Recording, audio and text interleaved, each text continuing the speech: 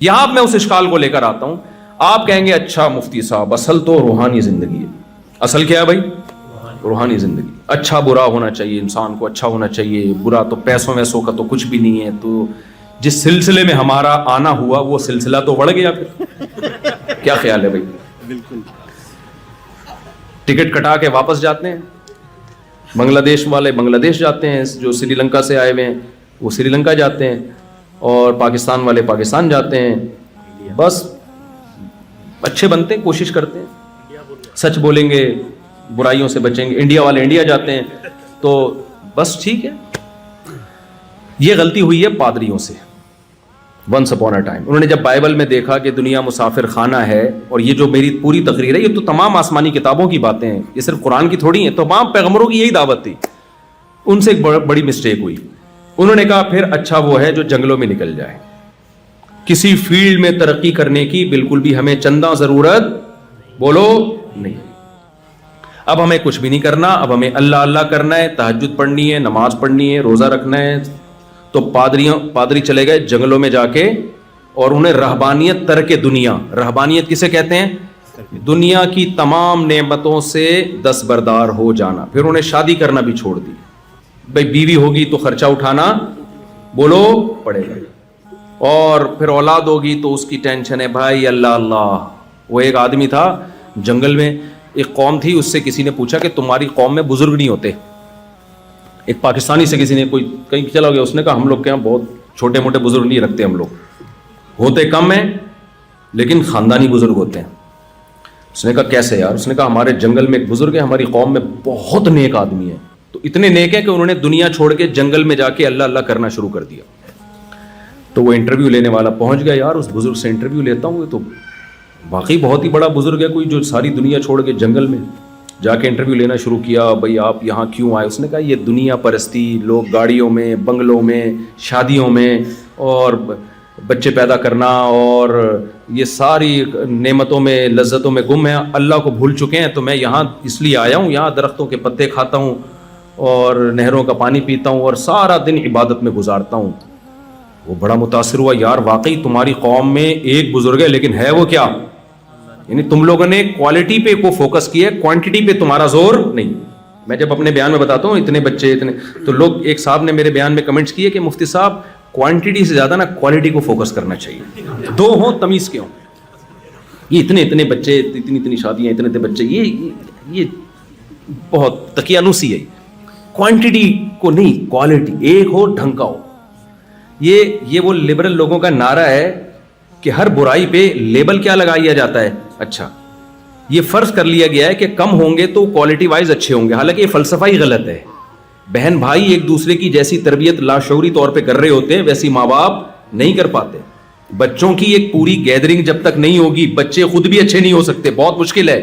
میں یہ نہیں کہہ رہا جن کے دو ہیں وہ خراب ہیں, اس میں یہ لمبا ٹاپک ہے, لیکن یہ نعرہ غلط ہے کہ کوالٹی جو ہے نا وہ کوانٹٹی بڑھے گی تو کوالٹی خراب ہو جائے گی. ایسا ہوتا نہیں ہے. خیر, ہمارے پاس ایسے بھی جن کے 10 ہیں سارے نیک ہیں, اور ایسے بھی ہیں دو ہی, ایک ہی بچہ, اس کی مشہور ہے کہ ایک ہی انڈا وہ بھی گندا. یہ تو اللہ کے کام ہے بھائی, آپ تو اپنے حساب سے تربیت کی کوشش کرو, باقی جس کو بنانا ہوگا اللہ بنائے گا. نوح علیہ السلام نے کتنی تربیت کی بیٹا, پھر بھی کافر. تو خیر, تو وہ بزرگ سے انٹرویو لیا, اس نے کہا میں تو پتے کھاتا ہوں اور میں یوں, اور وہ انہوں نے کہا یار ان لوگوں نے کوالٹی کو فوکس کیا ہے بزرگوں کی, کوانٹٹی کو فوکس. ہمارے یہاں ہول سیل کے حساب سے بزرگ ہیں, اتنے نیک نہیں ہیں, یہ تو بہت ہی نیک بزرگ ہیں. آخر میں جو انٹرویو لینے والا جب جانے لگا, اس نے کہا حضرت آپ کا بزرگ ہونا تو ثابت ہو گیا, آپ یہ بتائیں یہاں جنگلی جانوروں سے آپ کو ڈر نہیں لگتا؟ اتنے خطرناک ماحول. اس نے کہا ہم خدا سے نہیں ڈرتا, ان سے کیا ڈرے گا. اس نے کہا لے بھائی پروگرام, یعنی ہم اللہ سے نہیں ڈرتا ہے. انہوں نے کہا یار ایک بزرگ نکلا, وہ بھی 2 نمبر. تو پادریوں سے کیا غلطی ہوئی, ہندوؤں سے کیا غلطی ہوئی؟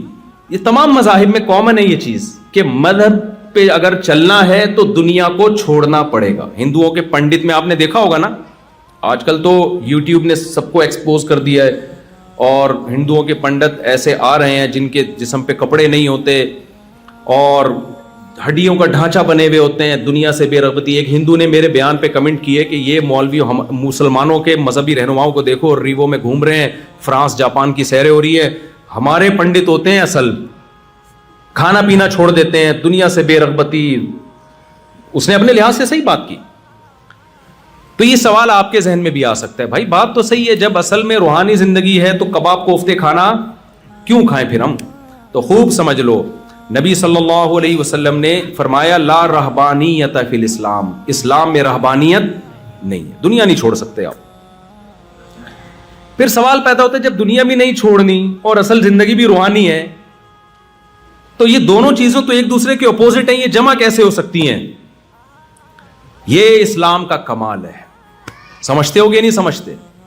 اسلام نے آپ کو ہدایت دی ہے کہ دیکھو یہ دنیا پیدا میں نے تمہارے لیے کی ہے, اوائڈ کرنے کے لیے پیدا نہیں کی ہے. قل من حرم زینت اللہ التی اخرج لعباده والطیبات من الرزق.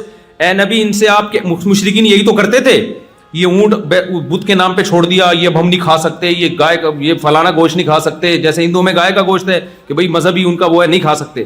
اللہ نے کہا کہ اے نبی ان سے کہہ دیجئے کون ہے جو تم پہ پابندی لگا رہا ہے کہ یہ نہیں کھا سکتے وہ نہیں کھا سکتے, یہ تو ساری نعمتیں اللہ نے تمہارے لیے پیدا کی ہیں, اجتناب کرنے کے لیے تھوڑی پیدا کی ہیں. اللہ نے دودھ کی نعمت کو قرآن میں کیسے اہتمام سے بیان کیا, وَإِنَّ لَكُمْ فِي الْأَنْعَامِ الْعِبْرَةَ, ان چوپایوں میں تمہارے لیے عبرت کا سامان ہے. نُسْقِيكُم مِّمَّا فِي بُطُونِهِ مِن بَيْنِ فَرْثٍ وَدَمٍ لَبَنًا خَالِصًا سَائِغًا لِّلشَّارِبِينَ. سوکھا چارہ ان جانوروں کو کھلاتے ہو, کیسا چکنا گاڑا دودھ ہم تمہارے لیے نکالتے ہیں, تو جب یہ دودھ پیا کرو تو پلانے والے کو یاد کیا کرو. اس کی مثال ایسے ہے, ایک ماں اپنے بچے کو فیڈ کراتی ہے, دودھ پلاتی ہے, کھلاتی ہے, پلاتی ہے, بڑے ہو کر پھر اس کو سمجھاتی ہے کہ دیکھ میں تیری ماں ہوں, میں نے تجھ پر یہ احسانات کیے ہیں, لہذا تو مجھے مان. بچے نے ان احسانات کو لیا ہوگا تو ماں کو مانے گا نا. اگر اس نے ڈبے کا دودھ پیا ہے تو ماں کہہ سکتی ہے کہ تمہیں میں نے دودھ پلایا؟ وہ کہے گا اماں آپ نے نہیں پلایا, مجھے کمپنی نے دودھ پلایا ہے, یہ کہے گا نا. ماں کہے گی دیکھ میں نے تجھے جو ہے نا وہ کس طرح اپنی گود سے لگا کے رکھا کئی سال تک. وہ کہے گا نہیں تو نے تو مجھے کسی اور کے حوالے کر دیا تھا, اس نے پالا ہے مجھے. محبت جب ہی ہوگی جب اس کے احسانات کو آپ قبول کریں اور ان نعمتوں سے لطف اندوز ہوں. اللہ کہتا ہے کہ میں تمہیں اچھا انسان بنانا چاہتا ہوں, اور اچھا بننے کے لیے تمہیں قربانی دینی پڑے گی. سچ بولنے کے لیے قربانی دینی پڑتی ہے, جھوٹ بولنے کے لیے قربانی نہیں دینی پڑتی. شراب سے بچنے کے لیے قربانی دینی پڑتی ہے, شراب پینے کے لیے قربانی نہیں دینی پڑتی. زنا سے بچنے کے لیے قربانی دینی پڑتی ہے, زنا کرنے کے لیے قربانی نہیں دینی پڑتی. اور ماں باپ کو بڑھاپے میں ان کی خدمت کے لیے قربانی دینی پڑتی ہے, اولڈ ہاؤس میں جمع کرانے کے لیے قربانی بول کیوں نہیں رہے بھائی میرے, نہیں دینی پڑتی. رشتہ داری جوڑنے کے لیے قربانی دینی پڑتی ہے, توڑنے کے لیے قربانی نہیں دینی پڑتی. نکاح کرنے کے لیے قربانی دینی پڑتی ہے, نکاح سے بچنے کے لیے قربانی نہیں دینی پڑتی. بوڑھے ماں باپ کو جب ڈانٹیں اور ان کے سامنے اف نہ کہو, اس کنٹرول کے لیے قربانی دینی پڑتی ہے. ان کو جھاڑ پلانے کے لیے قربانی نہیں دینی پڑتی. ساری زندگی بیوی سے وفا کرنا اور اس کو کما کما کے کھلانا اور پھر بھی اس کو اپنے گھر میں رکھنا, اس کے لیے قربانی دینی پڑتی ہے. چھوڑنے کے لیے قربانی نہیں دینی پڑتی. بیوی سے وفا کرنا کہ صرف میری نظر بیوی پہ اٹھے, اس کے علاوہ کسی اور کو میں تاک جھانک کے نہ دیکھوں, اس کے لیے قربانی دینی پڑتی ہے. لڑکیوں کو دیکھنے کے لیے قربانی نہیں دینی پڑتی. حرام سے بچنے کے لیے قربانی دینی پڑتی ہے, حرام کھانے کے لیے قربانی نہیں دینی پڑتی. بہت ساری اس کی مثالیں ہیں. تو اللہ کو پتا ہے کہ قربانی انسان وہیں دیتا ہے جہاں کسی سے محبت ہو یا کسی کا خوف ہو. آرڈر دینے والے کی محبت ہوگی تو آپ قربانی دو گے, آرڈر دینے والے کا خوف ہوگا تو آپ قربانی دو گے, ادروائز آپ قربانی نہیں دے سکتے. دیکھو آپ کی اللہ نہ کرے کوئی گرل فرینڈ, اس نے آپ اس کو تلاش کر رہے تھے, اس نے آپ کو کہا کہ رات 2:45 بجے فلاں پارک پہ آ جانا. آپ نیند قربان کرو گے کہ نہیں کرو گے اگر محبت ہے؟ بیگم نے کہا رات 2:30 بجے مجھے قائد اعظم کے مزار پہ لے جاؤ. آپ بولے گے تمہارا دماغ صحیح ہے, کیا خیال ہے, یہ کوئی ٹائم ہے قائد اعظم کے مزار پہ جانے کا؟ حالانکہ وہیں تو سیٹنگ ہوئی تھی, شادی وہیں بیٹھ کے ہوئی ہے. اب اس کو پرانی یادیں آ رہی ہیں کہ جہاں ہم ڈیٹ لگائے مارا کرتے تھے قائد اعظم کے مزار پہ یا فلاں جگہ جایا کرتے تھے. تو آپ کیا بولے تمہارا دماغ صحیح ہے؟ محبت جب انسان کو ہوتی ہے نا تو بڑی سے بڑی قربانیاں دے دیتا ہے انسان. آپ کو اپنے کاروبار سے محبت ہے, آپ اس کے لیے قربانی دیتے ہو. آپ کو اپنے ملازمت سے محبت ہے, باس کی الٹی سیدھی آپ بولو برداشت کر لیتے ہو. ایئر ہوسٹس کے اخلاق کتنے خاندانی. ہم قرآن و سنت میں جو اخلاق دیکھتے ہیں نا, ایئر ہوسٹس کے علاوہ وہ اخلاق مجھے کم از کم کہیں بھی نظر, سوائے مولانا تارجی مل صاحب میں ہوں گے, اس کے بعد ایئر ہوسٹس میں ہوں گے, اور کہیں نظر نہیں آتے. مولانا تارجی مل صاحب اللہ ان کی عمر بڑھائے, ان میں دیکھے ہم نے بہت برداشت اللہ نے دی ہے. ان کی فون کال ریکارڈ ہوئی تھی نا, کسی نے اتنی بدتمیز بات کی, کیسے شاید میرے اندر بھی نہیں برداشت ہوئی اتنی.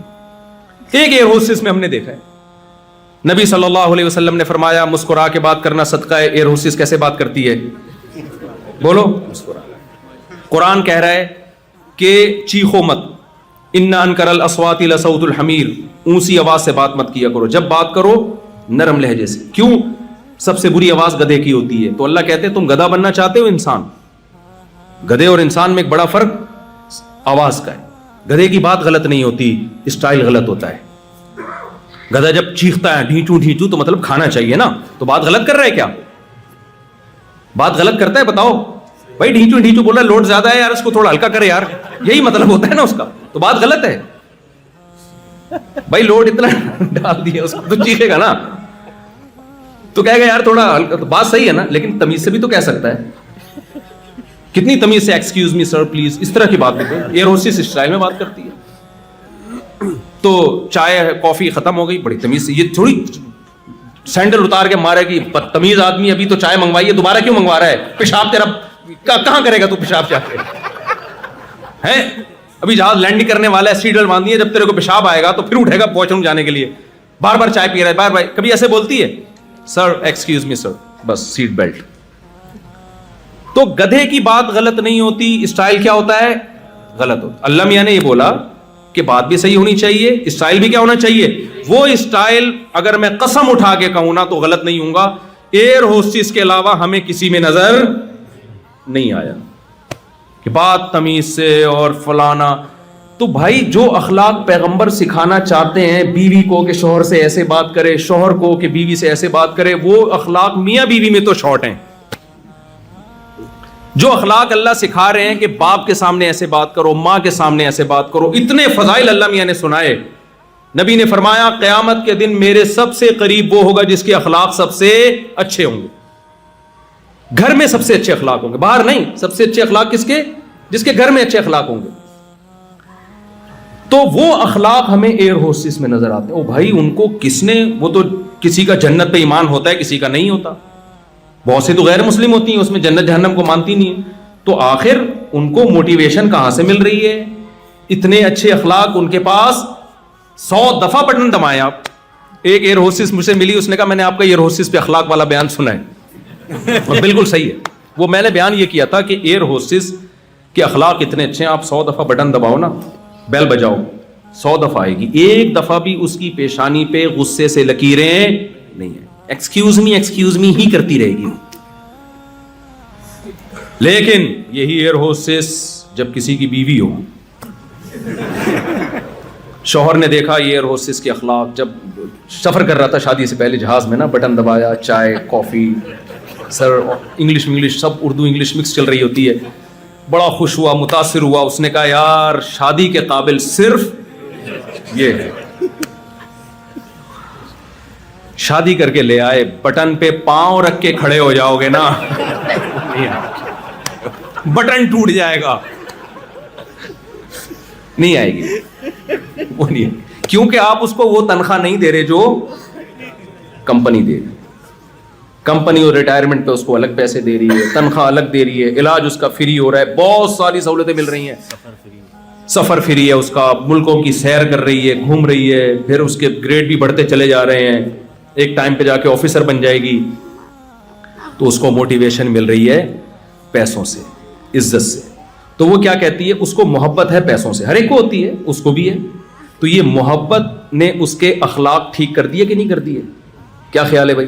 اگر اس کو اپنے شوہر سے بھی اسی طرح محبت ہو جائے, عاشق ہو جائے اس کے اوپر, وہاں بھی بٹن دبانے سے پہلے پہنچی ہوئی ہوگی. لیکن عام طور پہ چونکہ اتنی جذباتی محبتیں ہوتی نہیں ہیں میاں بیوی میں, شروع میں ہوتی ہیں, اس کے بعد پروگرام بڑھ جاتا ہے تھوڑے دنوں میں.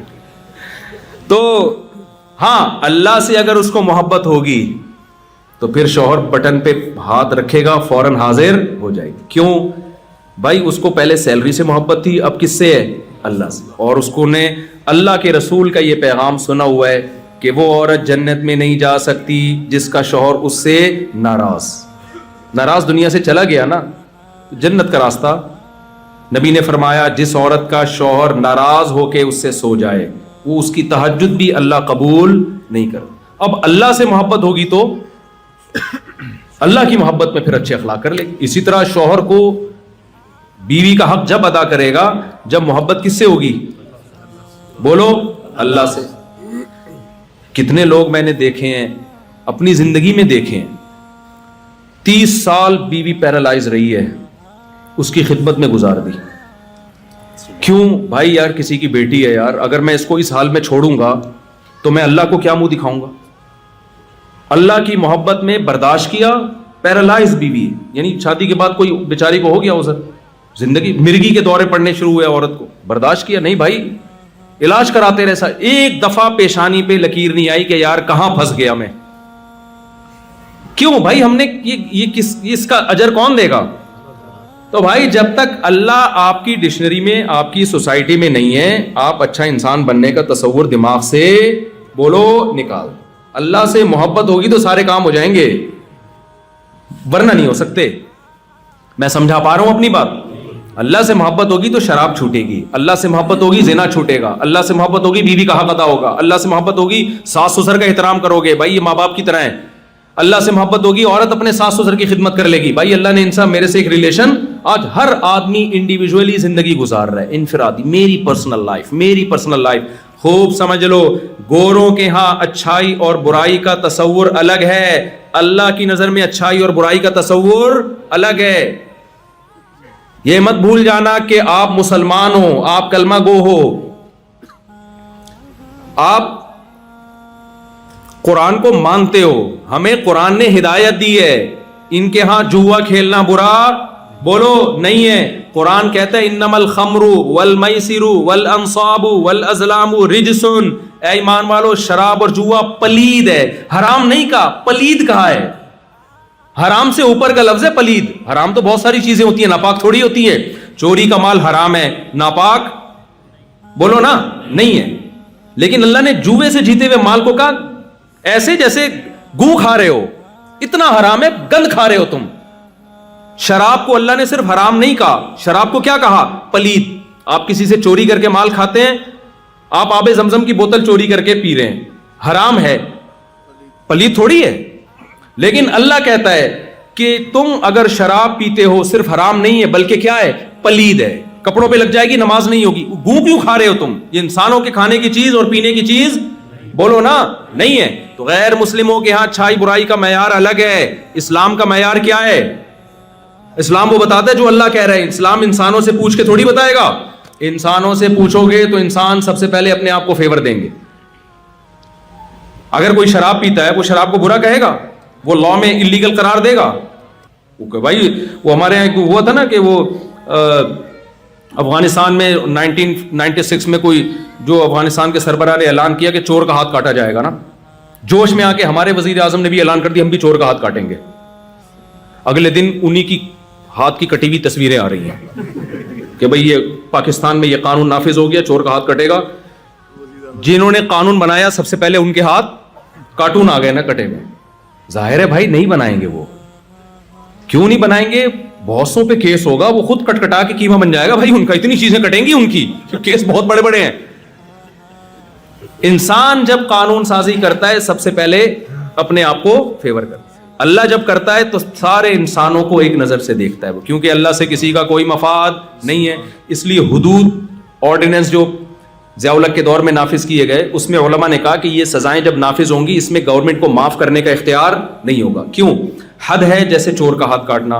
نبی صلی اللہ علیہ وسلم کے پاس ایک سفارش آئی کہ فلاں نے چوری کی ہے, تو زید ابن حارثہ جو نبی کے بڑے چہیتے ہیں, منہ بولے بیٹے ہیں, تو یہ سفارش کر دیں. انہوں نے جا کے سفارش کی. آپ نے فرمایا اگر میری بیٹی فاطمہ بھی چوری کرتی تو میں اس کا ہاتھ بھی کاٹتا, کیونکہ قانون کو تبدیل کرنے کا رائٹ میرے پاس نہیں ہے. یہ اسمبلی میں پاس ہوا ہوا قانون نہیں ہے, یہ آسمان سے نازل کردہ قانون ہے. تو بھائی ہمارے پاس جو قانون ہے وہ آسمان سے نازل کردہ ہے. اس میں جوا پلید عمل ہے, حرام ہے. آج سے عزم کرو ہم جوئے کے قریب انشاءاللہ نہیں جائیں گے. اس میں شراب صرف حرام نہیں ہے بلکہ پلید اور بولو ناپاک ہے. عزم کرو آج سے کوئی اگر پی چکا ہے توبہ کرے. دیکھو نشے کی چیز جیسے کرتے رہنے سے عادی ہو جاتا ہے, چھوڑتے رہنے سے چھوڑنے کا عادی ہو جاتا ہے. ہمارے ایک دوست سعودی عرب میں ملے, انڈیا کے ہیں وہ, انہوں نے بتایا کہ میں بہت خطرناک نشے کا عادی ہو گیا تھا. کیسے چھوڑا؟ کہتے میں نے 6 مہینے کے لیے کنڈی لگا کے تالا لگا کے اپنے آپ کو گھر میں بند کر لیا. مر جاؤں گا, میرا جنازہ اٹھے گا, میں یہاں سے باہر نہیں, ان دوستوں میں نہیں بیٹھوں گا جنہوں نے مجھے نشے کی عادت ڈالی ہے. کہہ رہے 3 مہینے تک تڑپتا رہا ہوں میں, جمعہ بھی نہیں پڑھنے جاتا تھا. کہہ رہے مجبوری تھی, کیونکہ میں جمعہ پڑھنے جاؤں گا میرا کوئی پرانا دوست مل جائے گا, پھر نشہ یاد آئے گا نا اسے دیکھ کے. کہتے ہیں کہ جو لوگ یہ کہتے ہیں نا کہ نشہ نہیں چھوٹتا, جھوٹ بولتے ہیں, وہ چھوڑنا چاہتے نہیں ہیں. کنڈی لگا کے 6 مہینے, میں نے کہا مر جاؤں گا, یہاں سے باہر نہیں نکلوں گا میں. 6 مہینے بعد عادت الحمدللہ ختم. تو کہتے ہیں جو لوگ یہ کہتے ہیں نا سگریٹ نہیں چھوٹتی اور گٹکے نہیں چھوٹتے اور شراب نہیں چھوٹتی, کہتے ہیں جھوٹ بولتے ہیں. کہہ رہے میں نے بہت خطرناک نشہ چھوڑا اس طریقے سے. تو بھائی سب کچھ ہو سکتا ہے. تو اللہ میاں کی نظر میں شراب پینا اچھا عمل نہیں ہے.